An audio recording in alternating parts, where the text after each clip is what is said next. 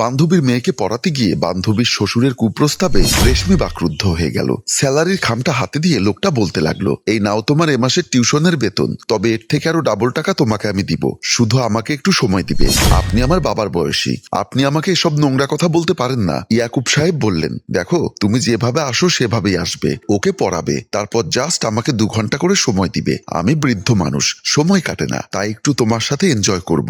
এখানে নোংরামির কি হলো? বলতে বলতে লোকটা রেশমির একটা হাত ধরে ফেললো। রেশমি নিজের হাতটা ছাড়িয়ে নিয়ে কিছুটা উত্তেজিত হয়ে বলল, ঘুরিয়ে পেঁচিয়ে না বলে সরাসরি বিছানায় রাত কাটানোর প্রস্তাব দিলেই তো পারতেন। আপনার থেকে কোনোদিন এসব কথা শুনতে হবে আমি ভাবতেও পারিনি। আমার বান্ধবী আপনাকে বাবার মতো সম্মান করে, ও যখন এসব জানতে পারবে তখন কি মনে করবে একবার ভেবে দেখতে পারতেন। ইয়াকুব সাহেব আস্তে আস্তে বললেন, আমি তো তোমার বান্ধবীকে বলতে চাচ্ছি না, তুমিও কেন বলতে যাবে? আমি এনজয় করব, তুমি টাকা পাবে, ব্যাস।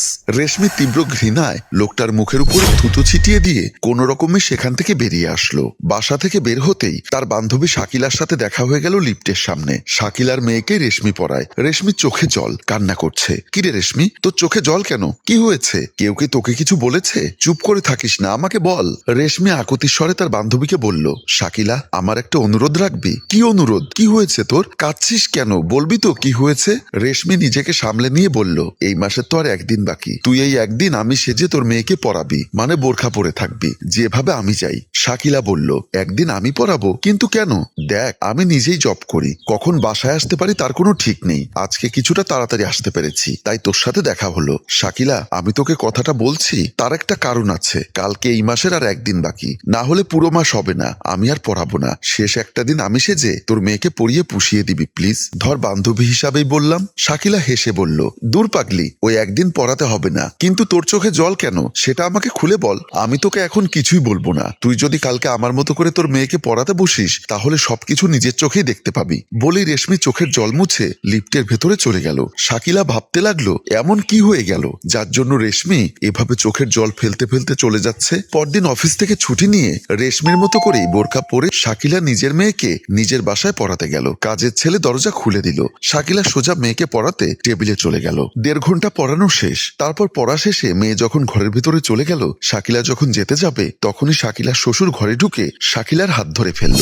বোরখার ভেতরে শাকিলা হতভম্ব হয়ে গেল। শাকিলার বাবা বলল, দেখো তোমার কোনো ভয় নেই, বাসায় তুমি আর আমি ছাড়া কেউ নেই, চলো একান্ত সময় কাটাই, যা চাও সব পাবে, আমি কিন্তু কথার খেলাপ করি না। বোরখার ভেতর থেকে শ্বশুরের চোখে মুখে চাহনি দেখে শাকিলা নিজের চোখকেও বিশ্বাস করতে পারছে না। শাকিলা এবার বুঝলো কেন তার বান্ধবী রেশমি তাকে পড়াতে আসতে বলেছে। নীরবতা সম্মতির লক্ষণ। যাক, আমার প্রস্তাবে তুমি রাজি হয়েছ, চলো তাহলে, আমাকে ঠান্ডা করে দাও। শাকিলা নিজের শ্বশুরকে বাধা দেবে তার আগেই মেয়েটাকে জড়িয়ে ধরল। শাকিলা এবার নিজের মুখ দেখিয়ে বলল, কি করছেন আপনি? ছাড়ুন আমাকে। পুত্রবধূ শাকিলাকে দেখে অবাক হয়ে ইয়াকুব সাহেব ছেড়ে দিলেন। হঠাৎ ভ্যাবাচাকা খেয়ে বললেন, কি ব্যাপার, তুমি এখানে কেন? আমার জায়গায় সহজ সরল আমার বান্ধবীটা থাকলে ভালো হতো, তাই না?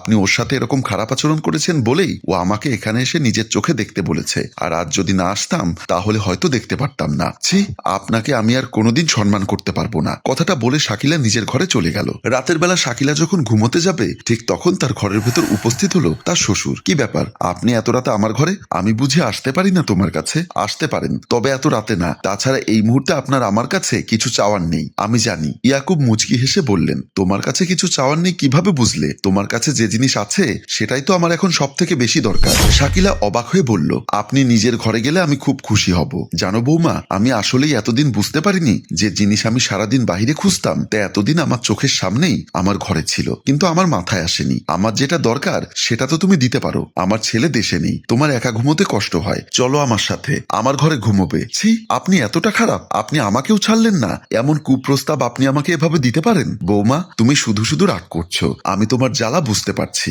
আমার ছেলে নেই, তাই তোমার মেজাজ খিটখিটে হয়ে থাকে। এসো, আমি তোমার মন ভালো করে দিচ্ছি। শাকিলার একটা হাত ধরতে সে শ্বশুরের গালে শটান করে চর বসিয়ে দিয়ে বলল, আপনি আমাকে রেশমির মতো সহজ সরল ভাববেন না, এক্ষুনি বেরিয়ে যান বলছি। ইয়াকুব ঘর থেকে বেরিয়ে গেল, তবে যাওয়ার আগে বলল, এর প্রতিশোধ আমি অবশ্যই নিব।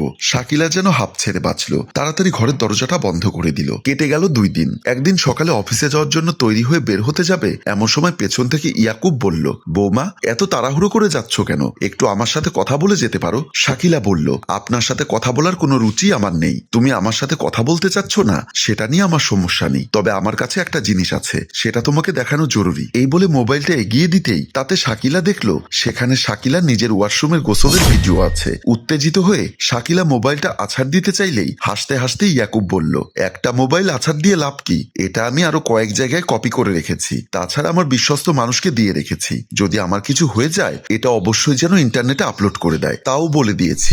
আপনার দুটি পায়ে পড়ি, আপনি কেন আমার সাথে এমন করছেন? আমি তো তোমার সাথে খারাপ কিছু করতে চাইছি না, আমি শুধু তোমাকে আদর করতে চাচ্ছি। প্লিজ বাবা, এসব কথা বলবেন না। ঠিক আছে, তাহলে তুমি আমার ঘরে এসো, তোমাকে আমি সবকিছু বুঝিয়ে বলছি।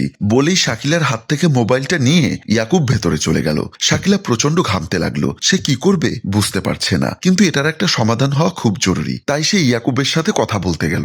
ঘরে ঢুকেই সে বলল, আপনি আমার বাবার বয়সী, দয়া করে আমাকে এমনভাবে ব্ল্যাকমেল করবেন না। আমি কাউকে কিছু বলবো না, আমি তোমাকে ছেড়ে দিতেই পারি, এই ভিডিও ডিলিট করে দিতে পারি, কিন্তু তোমার নরম হাতের থাপ্পড়টা আমি এখনো ভুলতে পারছি না, সেটার প্রতিশোধ আমাকে নিতেই হবে। শাকিলা ইয়াকুবের পায়ে ধরে কাঁদতে কাঁদতে বলল, আমাকে দয়া করুন, আমি আবারও বলছি, আমি আপনার ছেলের বউ, আপনার মেয়ের মতো। ইয়াকুব তাকে তুলে পড়ল, আমার মেয়ের মতো? কিন্তু মেয়ে তো না, তোমার 5 আঙ্গুলের ছাপ আমার গালে বসে গেছিল, তাই অন্তত 5 বার আমি তোমাকে এনজয় করব, তাহলেই আমার প্রতিশোধ মিটে যাবে। রাজি থাকলে এক্ষুনি আমাকে সময় দাও, না হলে কিন্তু। শাকিলা আর উপায় না পেয়ে কাঁদতে লাগলো। ইয়াকুব শাকিলার ব্যাগটা নিয়ে একদিকে রেখে দিল, তারপর তার দুটো হাত ধরে তাকে বিছানায় বসালো, আর তারপর অমানুষটা বিশ্রী হাসি হাসতে হাসতে শাকিলার 2 কাঁধে হাত রাখলো। ঘণ্টাখানেক পর ঘরের এক কোণে বসে আছে শাকিলা। একটু আগেই তার নিজের সম্মান হারিয়েছে নিজের শ্বশুরের কাছে, যাকে সে এতদিন বাবার মতো শ্রদ্ধা করত।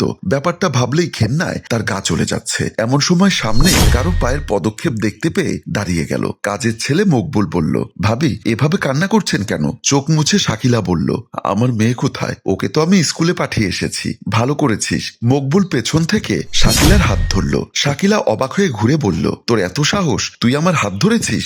মকবুল হাসতে হাসতে বলল, আপনার নরম শরীর দেখে আমি তো আর ঠিক থাকতে পারি না ভাবি। সজোরে গালে একটা চড় বসিয়ে শাকিলা বলল, এত নোংরা কথা তুই আমাকে বলার সাহস কিভাবে পাস? আজকেই তোর ভাইয়াকে বলে তোকে চাকরি থেকে বিদায় করব।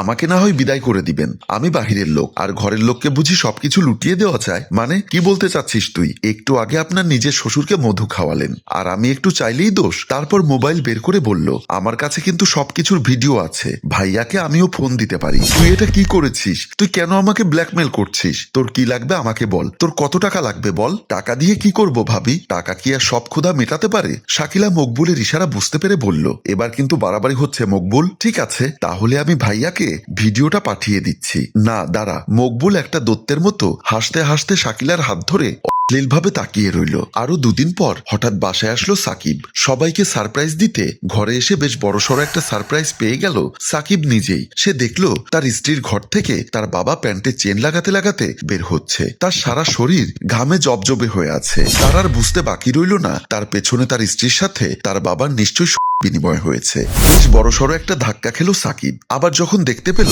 তার বাবা সরে যেতেই লুকিয়ে লুকিয়ে কাজের ছেলে মকবুল তার স্ত্রীর ঘরে ঢুকে গেল। সাকিব হাতের ব্যাগটা ছেড়ে দিয়ে মনে মনে ভাবতে লাগলো, বিদেশে থাকার কারণে তার বউ, তার বাবা, এমনকি কাজের ছেলের সাথে পর্যন্ত দৈহিক মেলা করতে দ্বিধাবোধ করলো না, অথচ মেয়েটাকে কত ভালোবাসে সাকিব। তারপর সে রেগে মেগে ভেতরে চলে গেল। ঘরের দরজা খুলে ভেতরে ঢুকতেই এক লাফে বিছানা থেকে পালিয়ে গেল মকবুল। একটা বেডশিট দিয়ে নিজের শরীর জড়িয়ে রেখেছে শাকিলা। এতদিন পর নিজের স্বামীকে দেখে যেন গভীর সমুদ্রের মাঝখানে একটা ভেলা খুঁজে পেয়েছে শাকিলা। সে তার স্বামীকে কিছু বলতে যাবে তার আগেই, তোর এতই শরীরের ক্ষুধা, তুই আমার বাবার সাথে সব নোংরামি করেছিস, এমনকি সামান্য কাজের ছেলে মকবুলের সাথে পর্যন্ত তোর শরীর দেওয়া নেওয়ার খেলা দেখতে হলো আমাকে। ছি ছি ছি, আমি তোর মতো একটা মেয়েকে ভালোবেসেছিলাম, আমার ভাবতেই মরে যেতে ইচ্ছা করছে।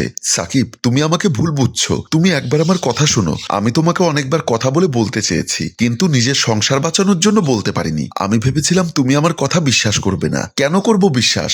নিজের চোখে যা দেখলাম তা বিশ্বাস না করে তোর কথা বিশ্বাস করতে হবে বলছিস? আজকে আগে আমি তোকে মারবো, তারপর নিজেকে শেষ করে দেব। সম্মানিত ভিউয়ার্স, এভাবেই আমাদের সমাজের পুরুষের লালসার ফাঁদে পড়ে এই গল্পে শাকিলার জীবনটা নষ্ট হয়ে গেল।